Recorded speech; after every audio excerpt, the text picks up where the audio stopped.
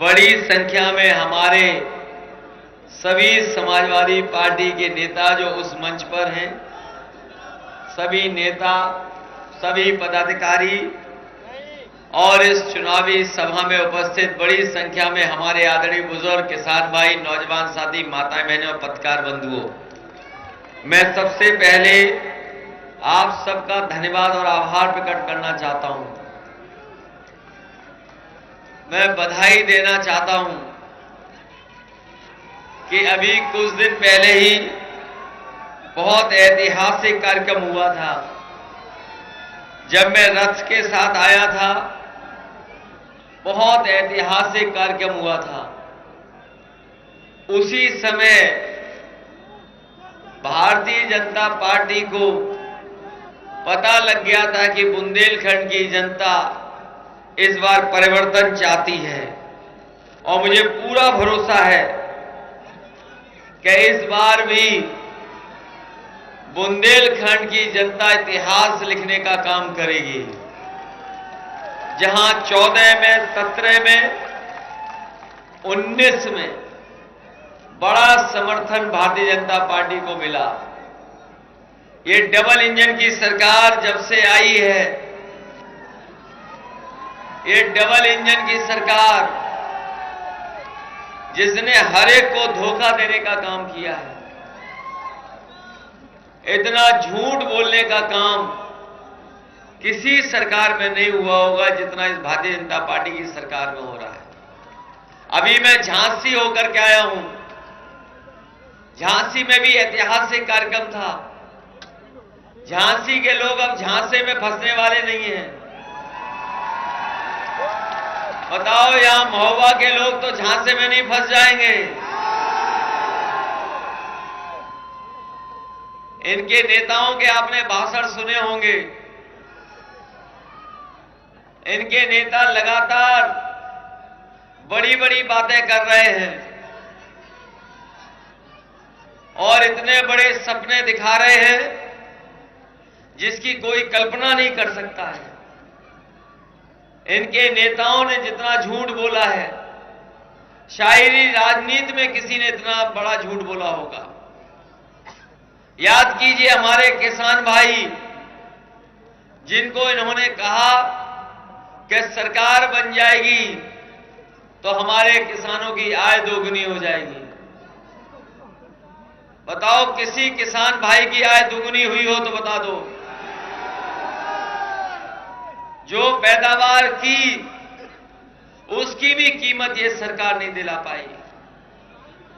चाहे अगर कुछ भी पैदा किया होगा किसानों ने, न सरकार ने सरकारी खरीद की और ना ही खरीद के लिए केंद्र खुलवाए, और जब फसल तैयार हो गई तब भी सरकार ने मंडी से लेकर के किसी का इंतजाम नहीं किया। सरकार ने किसी भी किसान की कोई खरीद नहीं की। पूरी की पूरी किसानों की लूट हो गई। और अभी जब खाद खरीदने का वक्त आया तो बताओ किसान भाइयों, किसी को खाद मिली हो तो बता दो। डीएपी मिल गई हो तो बताओ। और अगर खाद की बोरी लेकर के भी आए होंगे तो उसमें से भी चोरी हो गई। 5 किलो की चोरी हो गई। पता नहीं कहां से भारतीय जनता पार्टी ये चोरी सीख करके आई है।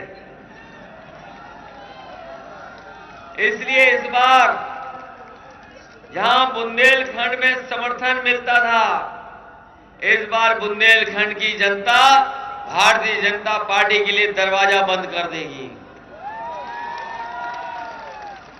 आपने सुना होगा, जैसे ही चुनाव समाजवादी पार्टी के पक्ष में होने लगा, हमारे बाबा मुख्यमंत्री गर्मी निकालने की बात कर रहे थे। कह रहे थे गर्मी निकाल देंगे, लेकिन अब तो दूसरे चरण का भी वोट पड़ गया है।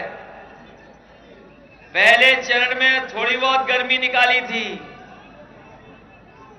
इनके कार्यकर्ता, इनके नेता पहले चरण का वोट देख करके ठंडे पड़ गए हैं। और जिस समय बुंदेलखंड की जनता वोट डालेगी, भारतीय जनता पार्टी के लोग सुन्न हो जाएंगे। इस बार यहां चमत्कार होने जा रहा है। इस बार चमत्कार होगा और भारतीय जनता पार्टी को एक भी सीट मिलने वाली नहीं है। ये अन्ना पशु वाली समस्या समाप्त हो गई कि अभी भी है? हजारों करोड़ रुपए लगा दिए सरकार ने, जनता ने कितनी गौशालाएं बनाई, लेकिन अभी भी अन्ना पशु की समस्या का समाप्त नहीं कर पाए। जहां किसानों को अपनी रखवाली करनी पड़ रही है, खेतों पे तार लगाने पड़ रहे हैं, और हमारे बाबा मुख्यमंत्री जी का जो प्रिय जानवर है,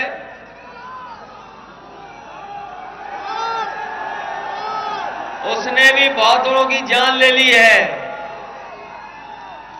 अभी हमीरपुर के लोग बता रहे थे, वहां भी जान ली है, झांसी में भी जान ली है, और हो सकता है महोबा में भी किसी न किसी की जान ली हो।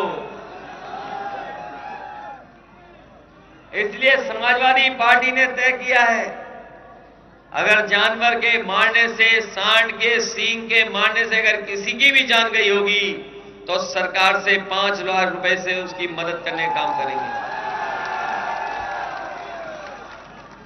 ये नौजवान साथी जानते हैं, हम इनको भरोसा दिला के जा रहे हैं कि अगर मुख्यमंत्री जी कह रहे गर्मी निकाल देंगे, तो समाजवादी सरकार बनेगी, तो सरकारी नौकरी, फौज में नौकरी और पुलिस की भर्ती की नौकरी निकालने का काम समाजवादी लोग करेंगे।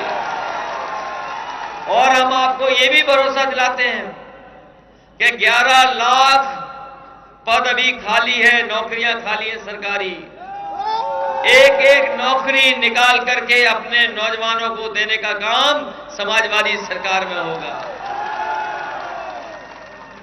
हमारे बाबा मुख्यमंत्री की अगर आज शक्ल देखी होगी तो आप पता लग जाएगा क्या हुआ है, और अगर शाम को देख लोगे, क्योंकि वोट पड़ चुका है दूसरे चरण का, ये दूसरे चरण का वोट पड़ चुका है। अगर अभी मोबाइल खोल करके, टीवी खोल के देख लेना, उनकी शक्ल पे 12 बज गए हैं। और हमारे बाबा मुख्यमंत्री ने बताओ, बिजली का बिल भेज करके आपको करंट मारा कि नहीं मारा? जब भी बिल आता होगा बिजली का, तो आपको करंट लगता है कि नहीं लगता है? इसलिए समाजवादी पार्टी ने तय किया है कि जब सरकार बनेगी तो 300 यूनिट फ्री होगी, किसी को बिल नहीं देना पड़ेगा। और साथ ही साथ हम अपने किसानों को भरोसा दिलाते हैं कि उनको सिंचाई के लिए कोई पैसा नहीं लगेगा, पहले की तरह सिंचाई माफ होगी, और पूरे की पूरी सिंचाई और बिजली का बिल माफ करने का काम समाजवादी लोग करेंगे। जैसे 300 यूनिट की बात की, बाबा मुख्यमंत्री जी को समझ में नहीं आ रहा क्या करें। उन्होंने भी कहा है कि कुछ माफ करेंगे, लेकिन 4.5 साल और 5 साल बिजली नहीं बनाई, केवल बिजली का बिल बढ़ाया है। और किसी ने अगर बिजली बनाने का काम किया उत्तर प्रदेश में सबसे ज्यादा, तो वो समाजवादी पार्टी और समाजवादी सरकार में। याद होगा आपको, बड़े बड़े उद्योगपति बुलाए गए लखनऊ में, और लखनऊ में बड़ा बड़ा कार्यक्रम किया गया, और समझौते हुए, दस्तखत हुए, और यह फैसला लिया गया कि 5 लाख करोड़ के उद्योग और कारखाने लगेंगे। बताओ महोबा वालों, आपके यहां भी बड़े बड़े कार्यक्रम हुए हैं प्रधानमंत्री जी के, डिफेंस कॉरिडोर की जगह ली गई होगी कहीं, और बताया जा रहा था कि पता नहीं क्या बनेगा यहां पर। कोई कह रहा था मिसाइल बनेगी, क्या बनेगा पता नहीं, क्या क्या बनाने की तैयारी थी। बताओ, डबल इंजन की सरकार ने कुछ बनाया हो तो बता दो। और 5 लाख करोड़ के झूठे सपने दिखाए, अगर एक भी कारखाना लगा हो तो बता दो। यहां पर समाजवादी सरकार थी तो काम होना शुरू हो गया था। सड़कें बनना, पुल बनना, अस्पताल बनना, बस स्टैंड बनना, और ये एम्बुलेंस भी चला दी थी जो गरीबों की मदद की है। ये एम्बुलेंस भी समाजवादियों की देन है। 100 नंबर वाली जो पुलिस को गाड़ी दी थी, ये भी समाजवादियों की देन है।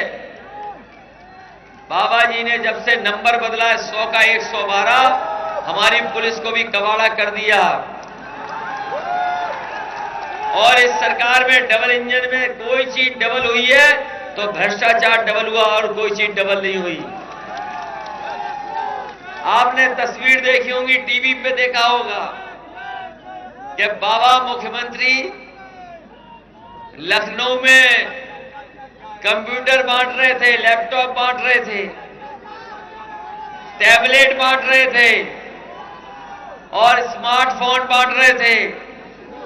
बताएं, लाखों बांट दिए उन्होंने। महोबा के नौजवानों, बताओ तुम्हें हाथ लगा कुछ? और समाजवादियों ने जो बांटे थे वो अभी भी चल रहे होंगे कहीं ना कहीं। इस कोरोना के समय पर वो काम आए होंगे, आपकी मदद की होगी, लेकिन बाबा मुख्यमंत्री जी ने किसी को नहीं दिया। और वो देते भी कैसे, वो खुद चलाना नहीं जानते। और इधर आपने देखा होगा कि मोबाइल से बहुत सारे कारोबार हो रहे हैं। नए तरह की चीजें, नए तरह का कारोबार कंप्यूटर से, मोबाइल से भी होने लगा है। बड़े पैमाने पे व्यापार, कारोबार आजकल मोबाइल और कंप्यूटर के माध्यम से हो रहा है। इसलिए समाजवादी पार्टी ने तय किया है कि जब सरकार बनेगी तो 22 लाख कंप्यूटर से जुड़े हुए रोजगार अपने नौजवानों के भविष्य को बेहतर करने के लिए देने का काम करेंगे।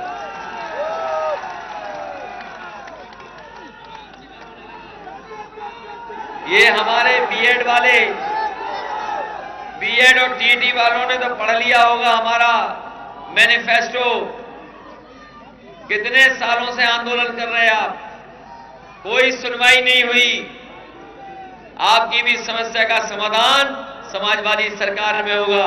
न केवल इनका, बल्कि शिक्षा मित्र, बीएड, बीपीटी, बीटीसी वाले और 69,000 जिनके साथ धोखा और अन्याय हुआ है, उन नौजवानों को भी नौकरी देने का काम समाजवादी सरकार में होगा। जो लोग बाबा साहब भीमराव अम्बेडकर जी को मानते हैं, उनके रास्ते पर चलने वाले लोग जानते होंगे ये आउटसोर्स वाले मामला बहुत खराब है। ये लगातार हर विभाग में आउटसोर्स नौकरियां हो रही हैं। आउटसोर्स के बहाने न जाने कितनी तकलीफ और परेशानी का सामना करना पड़ता है। इसलिए समाजवादियों ने तय किया है कि आउटसोर्स को धीरे धीरे खत्म करके परमानेंट नौकरी देने का काम भी समाजवादी सरकार में होगा। इसलिए महोबा के लोगों, जिस समय सूखा पड़ी थी, आपको याद होगा समाजवादी पैकेट से हम लोगों ने गरीबों की मदद की थी। उसमें चावल था, आलू था, आटा था, दाल थी और सरसों का तेल था, घी भी था, चीनी भी थी। अभी बीजेपी वाले बहुत राशन बांट रहे हैं। जो लोग पढ़े लिखे होंगे, जागरूक लोग होंगे, वो जानते होंगे कि पहले ये राशन तक था। जैसे ही चुनाव आया, इन्होंने कहा मार्च तक बांटेंगे। हम इनसे पूछना चाहते हैं कि अगर आप मार्च के बाद भी देना चाहते थे तो आपने दिल्ली के बजट में पैसा क्यों नहीं रखा? और पैसा इसीलिए नहीं रखा क्योंकि वो जानते हैं कि मार्च के बाद इनकी सरकार बनने वाली नहीं है। हम अपने गरीबों को भरोसा दिला के जा रहे हैं। जिस तरीके से पहले समाजवादी पैकेट बांटता था, समाजवादी सरकार में पैकेट दिया जाता था गरीबों को, जिसमें दाल थी, चावल था, आटा था, सरसों का तेल, घी, चीनी और बहुत सारा दूध का एक मिल्क पाउडर भी था। समाजवादी सरकार बनेगी तो उससे बेहतर अपने गरीबों को पौष्टिक राशन या खाने का इसी तरह का पैकेट गरीबों को दिलाने का काम समाजवादी सरकार में होगा। और ये मार्च वाला हिसाब किताब नहीं होगा। जब तक समाजवादी सरकार रहेगी इसी तरीके से गरीबों को खाने का सामान देने का इंतजाम समाजवादी लोग करेंगे। इसलिए हम आपसे विशेष निवेदन करने आए हैं। समाजवादी लोग तो माता बहनों को पेंशन भी दे रहे थे 500 रुपया। जब से भाजपा की सरकार आई इन्होंने पेंशन छीन ली, पेंशन बंद कर दी। समाजवादी पार्टी ने अपने संकल्प पत्र में लिखा है कि सरकार बनने पर 500 की जगह 3 गुना किया जाएगा। 1500 महीना और साल का 18,000 रुपया अपनी माताओं बहनों की मदद करने का काम करेंगे। ये जिला वो है जहां किसानों ने सबसे ज्यादा आत्महत्या की है। ये किसानों का अगर सबसे ज्यादा आंकड़ा निकाला जाएगा आत्महत्या का तो इसी जिले में निकलेगा। हमने अपने सभी नेताओं के घर घर भेजा था और जो कुछ मदद हो सकती थी मदद करने का काम किया था। हम आपको भरोसा दिलाते हैं कि इस सरकार ने तो मदद नहीं की है। इन परिवारों की अगर मदद भी करनी पड़ी तो समाजवादी सरकार में मदद करने का काम करेंगे। ये भारतीय जनता पार्टी के लोगों ने तो ऐसे काले कानून लाने का काम किया था जिससे हमारे किसानों की जमीन छिन जाती। ये तीनों कानून जो आए थे ये लागू हो जाते तो हमारे किसानों की जमीन छिन जाती, किसान खेती नहीं कर पाता, खेत पे मजदूर बन जाता। हमारे किसानों ने आंदोलन किया और न केवल उत्तर प्रदेश के किसान बल्कि देश के किसान एकजुट हो गए और अंततः सरकार को पीछे हटना पड़ा।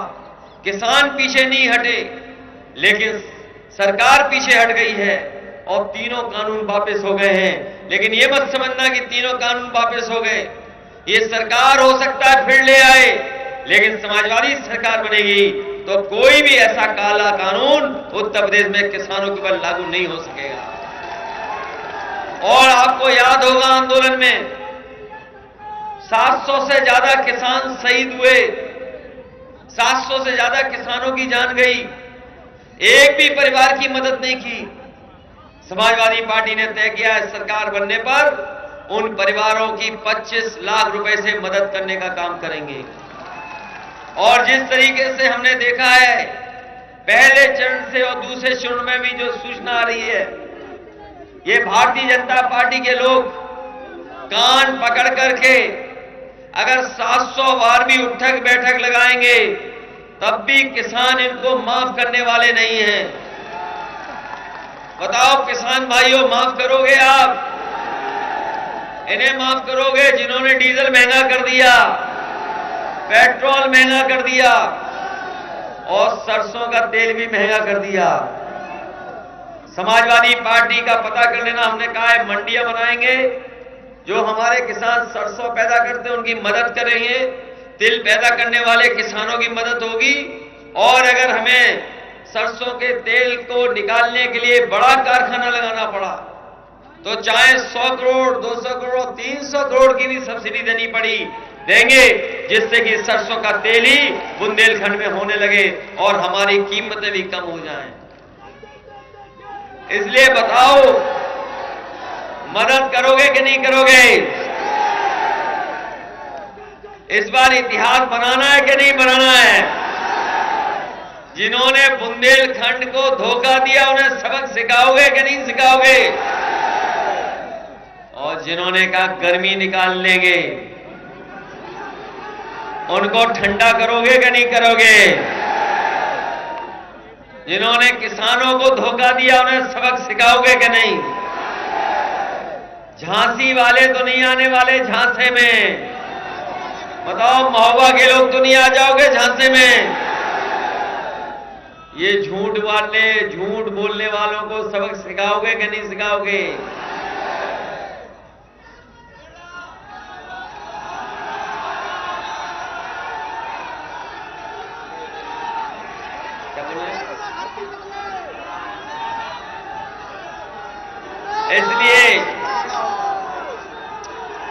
महोबा के लोग इस बार लग रहा है, महोबा के लोग पूरी तरीके से तैयार हैं इस बार। बताओ तैयार हो कि नहीं? पहले भी समाजवादियों ने काम किया था महोबा में। अगर हमें महोबा को एक्सप्रेसवे से जोड़ना पड़ेगा तो महोबा को एक्सप्रेसवे से जोड़ने का काम करेंगे।